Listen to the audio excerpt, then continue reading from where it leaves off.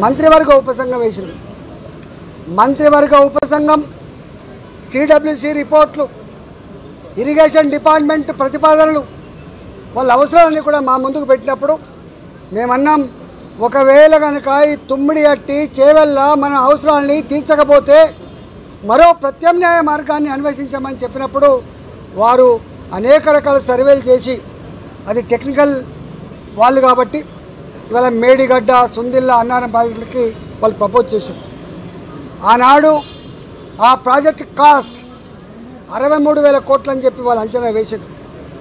ఆ తదుపరి అనేక పరిణామాలు, అనేక జిల్లాల్లో వచ్చిన డిమాండ్లు, ఇంకా అనేక కొత్త కొత్త ఏరియాకు నీళ్ళు ఇవ్వాలన్నటువంటి రైతుల ఆక్రందనలు, ఉన్న ఇరిగేటెడ్ ఏరియాకు స్టెబిలైజ్ చేయాలన్నటువంటి నిర్ణయాలు, అనేక రకాల నిర్ణయాల వల్ల అది 82,000 కోట్లకు పోయినమాట వాస్తవం. ఆ తదుపరి ఏం జరిగింది మాకు సంబంధం లేదు. ఇక్కడ మమ్మల్ని అడిగిన ప్రశ్న ఏంటంటే, మీరు ఆర్థిక మంత్రిగా ఉన్నారు కదా, ఈ డిజైన్లతో, ఈ కన్స్ట్రక్షన్తో, ఈ టెక్నికల్ ఆస్పెక్ట్తో మీకు సంబంధం ఉందా అని చెప్పి అడిగినారు. మాకు ఏమీ సంబంధం ఉండదు. రెండో ప్రశ్న, వాళ్ళని కాళేశ్వరం స్పెషల్ పర్పస్ వెహికల్ అయితే పెట్టినరో, కాళేశ్వరం ఇరిగేషన్ ప్రాజెక్టు కోసం ఒక కార్పొరేషన్ పెట్టినరో, ఆ కార్పొరేషన్ రుణాల మీద మీకైనా అధికారం ఉందని అడిగినారు. కానీ కార్పొరేషన్ మీద ఆర్థిక డిపార్ట్మెంట్కి, ఆర్థిక మంత్రికి ఏం సంబంధం లేదు. వాళ్ళు ఆనాడు ప్రాజెక్ట్ రిపోర్టు బ్యాంకులకు సబ్మిట్ చేసిండ్రు, డబ్బులు తెచ్చుకున్నారు, వాళ్ళే ఖర్చు పెట్టుకుని తప్ప మాకు సంబంధం లేదు.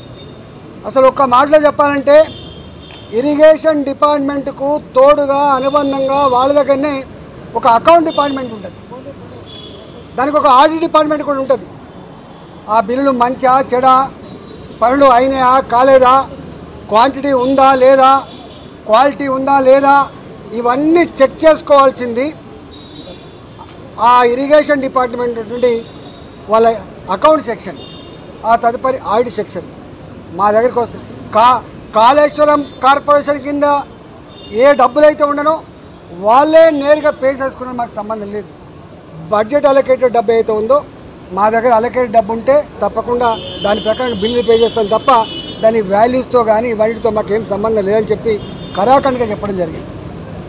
కానీ వాళ్ళ ఎంత దుర్మార్గులు అంటే, ఈ ఈటల రాజేంద్ర గారు పిలుస్తాండ్రు, ఏం పిలుస్తావు, ఏం పిలిచినా ఏముంటుంది. మా బతుకు చాలా ట్రాన్స్పరెంట్గా, మేము ఎథిక్స్ కోసం బతికిన వాళ్ళం, ప్రజల కోసం బతికిన వాళ్ళం. కంత మీద తుపాకీ పెట్టినా కూడా గదే మాట మాట్లాడడం తప్ప ఇంకోటి మాట మాట్లాడటం కాదు.